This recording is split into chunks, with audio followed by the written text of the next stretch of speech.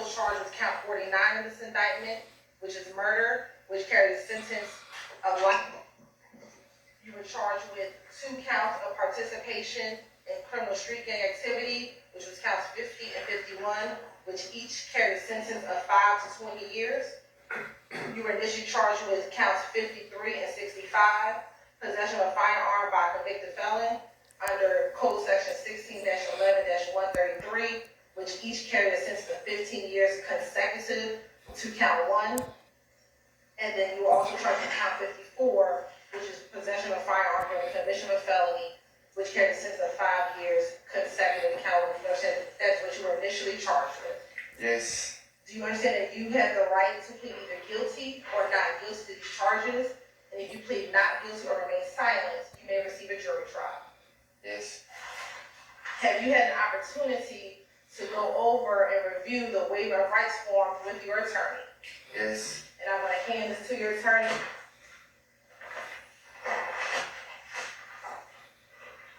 Would you sign this along with your attorney? Yes.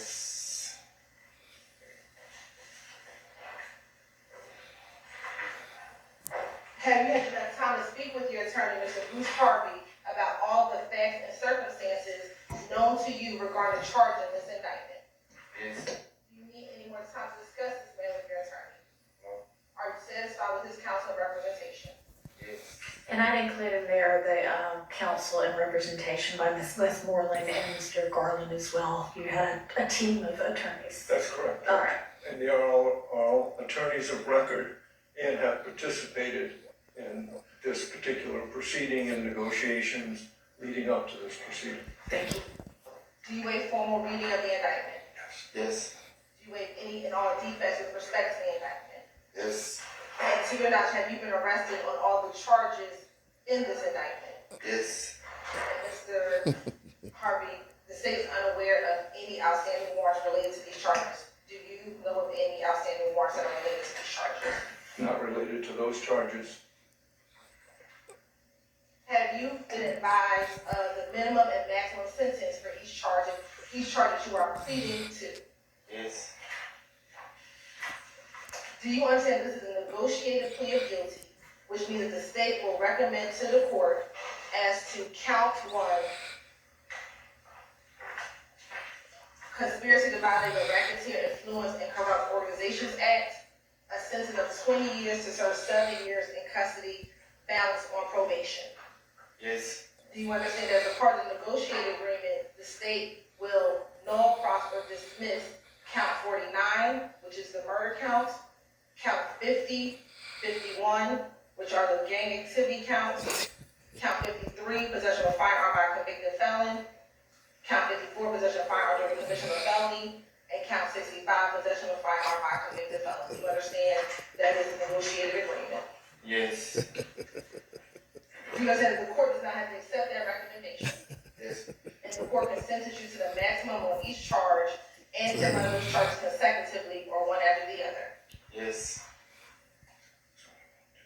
Well, there's only one charge that a guilty plea is being entered into, so Under my breath to that.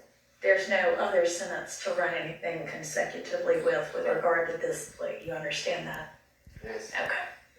Do you understand this plea may be used to enhance sentencing on other convictions in this jurisdiction as well as in other jurisdictions, including the federal courts? Yes. Do you understand if you are currently on probation or parole, your probation or parole may be revoked based on your entering a guilty plea today? Yes. Do you understand if you're placed on probation of any kind, you cannot violate any criminal laws of any governmental unit or any special conditions of probation without being subject to revocation for the balance of your sentence? Yes. Do you understand you are not allowed to possess or use a firearm while on probation? Yes. Do you understand if you are not a United States citizen, a guilty plea conviction will affect your immigration status and will result in deportation, just like a conviction at a trial would, and that is true regardless of any advice by your attorney or anyone else? Yes. Do you understand that neither the court, your attorney, nor the district attorney's office has anything to do with parole, the Department of Corrections, or Board of Pardons and Parole, and no one can guarantee parole no matter what anyone has told you? Yes.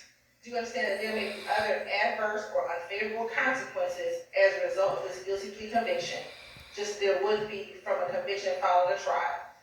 For example, your guilty plea may affect your right to vote, your right to hold public office, your right to serve on a jury, your right to obtain a passport, your right to receive, possess, or transport a firearm, or the ability to obtain employment. Yes. Do you understand that by pleading guilty to a felony, if you use, receive, possess, or transport a firearm, or use a firearm in a crime, you will be guilty of a felony, which may carry a sentence of 1 to 15 years in prison. Yes. Do you understand that you waive any and all defenses, including any mental health defenses, by entering a plea of guilty? Yes. Do you understand if you went to trial, you have the right to a trial by jury, the right to see, hear, and confront witnesses called to testify against you, and the right to testify to remain silent and not incriminate yourself? Yes. Do you understand that by pleading guilty, you are giving up the following rights? After each right, I'll ask you to say yes or no if you understand. The right to a trial by jury. Yes. The right to remain silent and not incriminate yourself. Yes. The right to confront witnesses against you. Yes. The right to assist with counsel hired by you or to court-appointed counsel if you cannot afford an attorney at the trial of your case. Yes. The right to the presumption of innocence. Yes. The right to testify on your own behalf and to present other evidence. Yes. The right to subpoena witnesses and compel the production of evidence. Yes. The right to have the charge against you proved beyond a reasonable doubt. Yes. The right to appeal if convicted of these charges after a trial. Yes. Has anyone forced, threatened, or promised you anything to get you to enter a guilty plea? No. Is it your decision to waive these rights and enter a guilty plea because you are found guilty? Yes. With respect to indictment 22 SC 183572, how do you plead to count 1, conspiracy to violate the Racketeer, Influence, and Corrupt Organizations Act? Guilty. Is this guilty plea freely and voluntarily given with a full knowledge of the charge against you? Yes. Do you understand that you have only a limited right to appeal this guilty plea conviction? Yes. Do you understand that you have 4 years from today's date to file a habeas corpus petition challenging the voluntariness of this plea? Yes. And that can challenge anything about the constitutionality of the plea. It's not limited to voluntariness, understand? Yes. And Your Honor, if this case were to... Hang on just a second. You also have, so 4 years for that, to file a direct appeal. You have 30 days from the date of sentencing, which is going to be today. And you have until the end of this term of court to file a motion seeking to withdraw your guilty plea. That doesn't mean anything like that would be granted you as well. Yes. All right. Your Honor, if this case were to continue with trial, Your Honor, the state would expect, as to this event, the state would expect to show that what has already come into evidence that on July 3rd, 2017, as well as October 23rd, 2018, that a defendant is an associate of the enterprise of YSL, also known as Young Limelight, and that he conspired to associate together with others for the common purpose of illegally obtaining money and property through a pattern of racketeering activity and conducting and participating in the enterprise through a pattern of racketeering activity.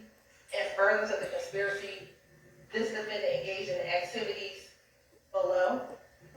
He engaged in activities that assisted with preserving, protecting, and enhancing the reputation, power, and territory of the enterprise through acts of racketeering activity to include murder, assault, and threats of violence.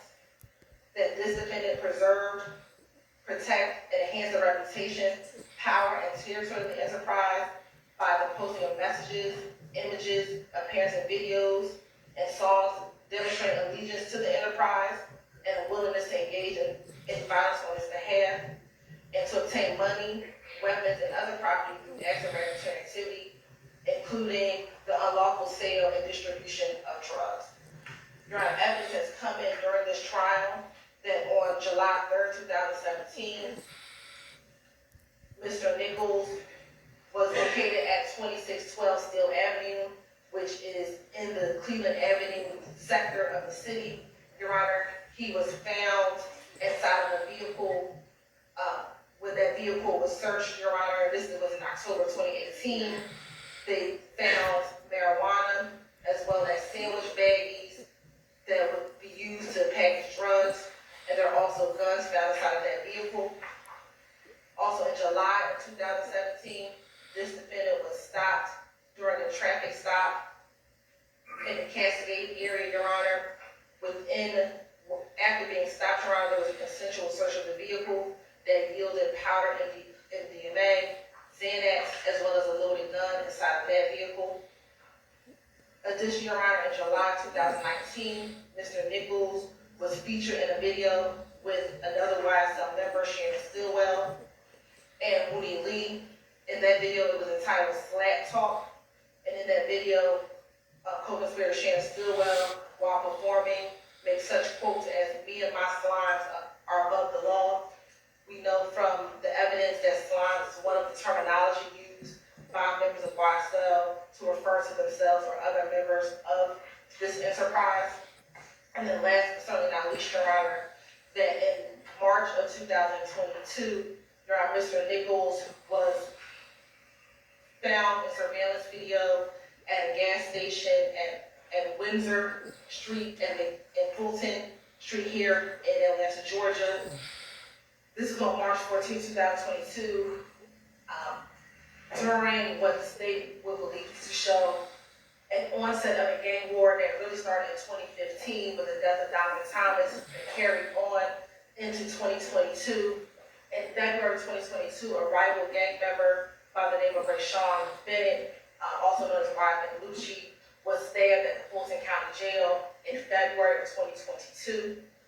Information about that stabbing was made public in the early part of March 2022, around March 3rd of 2022.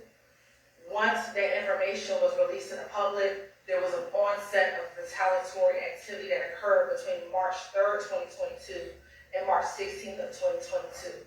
That includes a March 11th homicide of YSL associates Christian McMiller and Darius Ford.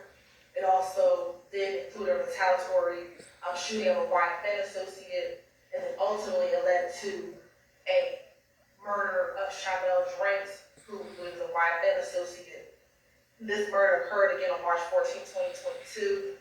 Mr. Nichols is seen on surveillance video at that BP gas station, as I just referenced earlier. He was at the gas station with YSL co-conspirator Shannon Stillwell. Mr. Stillwell was driving an Audi vehicle. Mr. Nichols came to that gas station in a Ford Fusion vehicle. You see both of them on camera together. While they are at that gas station, Chanel Drinks approaches that gas station as well. I think unbeknownst to Mr. Drinks, Mr. Stillwell was still in his vehicle, which is the Audi. At some point in time, Mr. Nichols got to his vehicle, the Ford Fusion. Once Mr. Drinks finished his business or finished handling business at that gas station, we know that there's a phone call between occupants of the car that Mr. Stillwell was in and occupants of the car that Mr. Nichols was in. That communication was to the fact that we need to get on FaceTime. As soon as that conversation ensues, we see Mr. Drinks leave the gas station in his vehicle, and both the car that Mr. Stillwell is driving, as well as the car that Mr. Nichols is driving, both follow out of the gas station, following behind Mr. Drinks. Mr. Drinks proceeds down the street to the light at Windsor, which is right by I-20 in Windsor. Mr. Drinks is in the far left lane. The car involving with Mr. Stillwell pulls up to the middle lane, and Mr. Nichols' vehicle pulls up to the far right lane. This is all captured on surveillance video and surveillance camera. They are at the light for a moment. Then we see both this car with Mr. Stillwell as well as the car with Mr. Nichols drive through a red light, leaving the car with Mr. Drinks sitting at that light. About 30 minutes later, the Samaritan sees that car still sitting there, approaches the vehicle, and Mr. Drinks is now deceased inside of that vehicle. We can know through LPR readers that both Mr. Stillwell's vehicle and the car involving Mr. Nichols drive in the direction of 20 westbound and following in Tampa. 2 days later, when after the case is investigated and arrest warrants are taken out, On March 17th, 3 days later, Mr. Nichols is found with Mr. Stillwell at a Chick-fil-A gas station, Chick-fil-A restaurant. There is a chase, we'll call it a high-speed chase, but there is a chase through the city of East Point, and eventually Mr. Nichols as well as Mr. Stillwell are both apprehended at their restaurants, were ultimately taken out for the murder of Mr. Drake. Given where we are in the case, Your Honor, we know that Mr. Nichols, we do not believe Mr. Nichols was in the vehicle in which the shooting occurred, but he was in this other vehicle. The state has made a decision to move forward with this recommendation for the RICO count, Your Honor, for count one. Mr. Harvey, are y'all acknowledging a factual basis to the count one, the RICO count? Okay, we are acknowledging a factual basis. There has already been evidence with regard to the July 3rd, 2017 drug event, the October 23rd, 2018 drug event. We categorically deny and contest any use of violence by Mr. Nichols. We don't agree to the underlying factual basis. We believe those two predicate acts that were committed by Mr. Nichols without any question are sufficient to meet the elements of the offense. The offense to which he's pleaded to, which is a RICO conspiracy.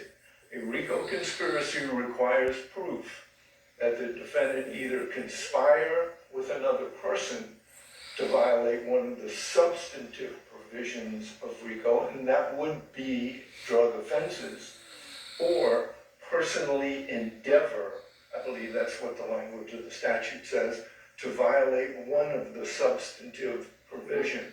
Well, that's what the language of the statute says, but Yes. he is indicted in this indictment with conspiring, not with endeavoring. That's correct.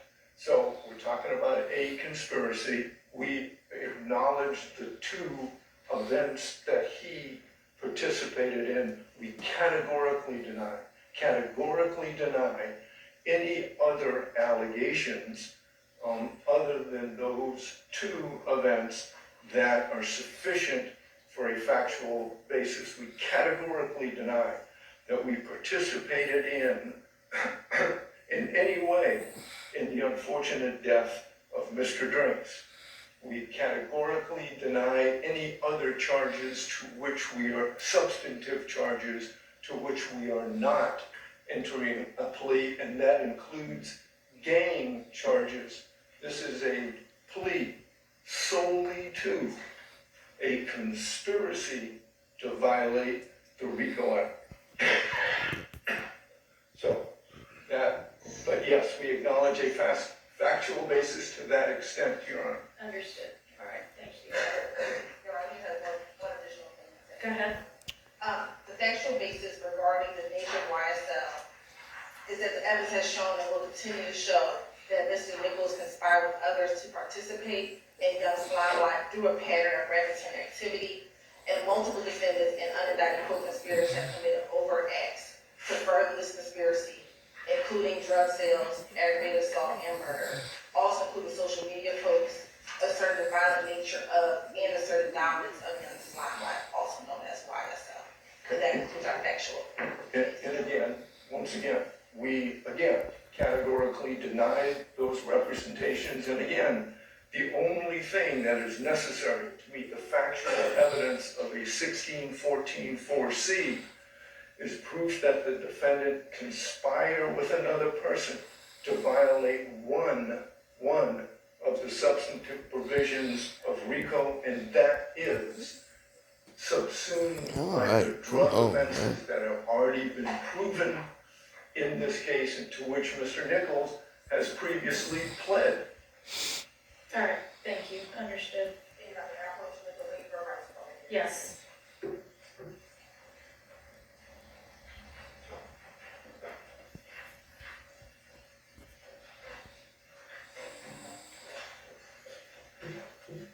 All right, Mr. Harvey, have you reviewed with Mr. Nichols this plea of guilty and waiver of rights form, which the two of you have both signed? I have, Judge, each individual provision in that plea colloquy has been acknowledged and gone over personally with Mr. Nichols. All right. And Mr. Nichols, have you had sufficient time to consider this guilty plea that has been negotiated between the state and your attorneys, and to discuss anything you wanted to about that with your attorneys? Yes. All right.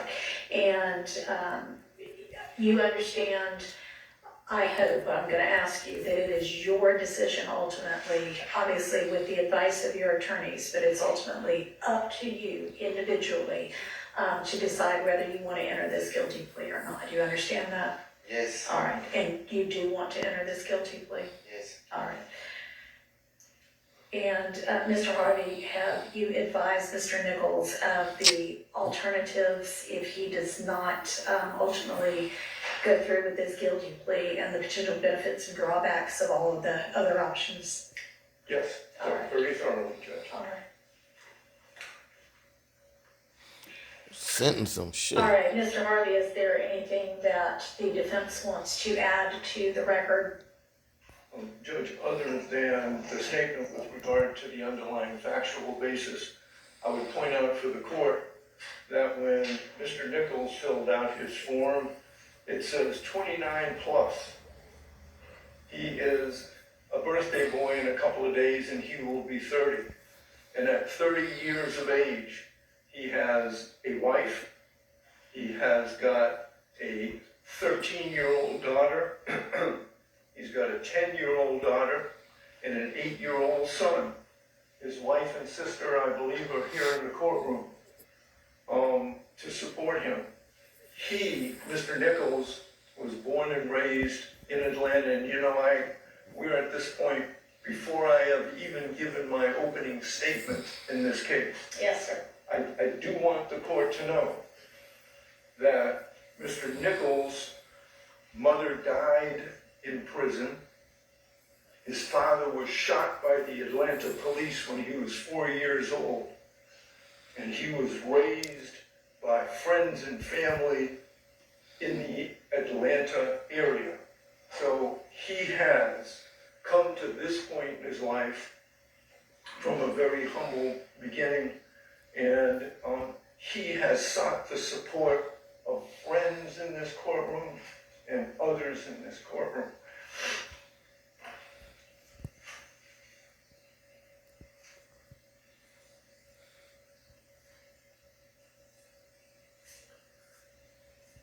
He is an intelligent young man who I believe has a future. Every day we do a word of the day. We put a new word into a sentence.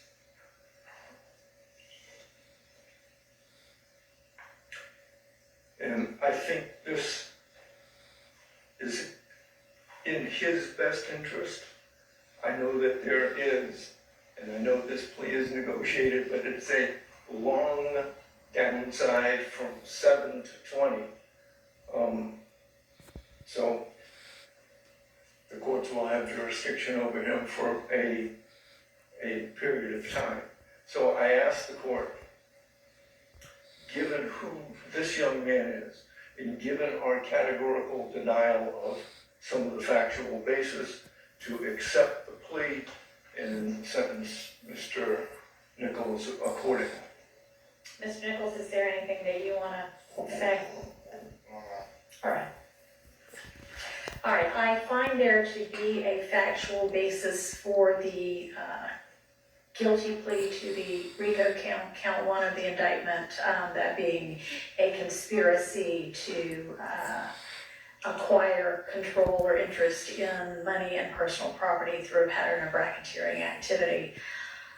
And that is the only count that guilty plea is being entered for. The remaining counts of this indictment as against Mr. Nichols are being null pros by the state as a part of this indictment. I find, having heard the evidence up to the point of trial right now, that there is evidence of at least one overt act in furtherance of the conspiracy.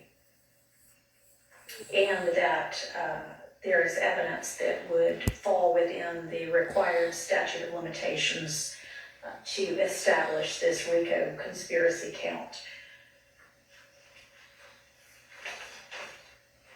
One of the things that we as judges are instructed by our Uniform Superior Court rules to do when we are considering whether to accept a guilty plea and whether to accept a negotiated sentence, and this is a negotiated sentence in this case, is to take into account whether giving leniency in sentencing is going to aid in ensuring promptness and certainty, or at least more promptness and more certainty with regard to corrective measures, whether the defendant, and in this case the defendant has acknowledged guilt and is accepting responsibility for his guilt of the RICO count, and whether accepting the plea will aid in avoiding further delays, not just with regard to this case, but with regard to the entirety of our system here in Fulton County. I want to hear all This that. plea does go towards doing all of those things. I am going to accept the plea as negotiated and sentence in accord with the negotiated recommendation. As I said before, find there to be a factual basis for count one of the plea.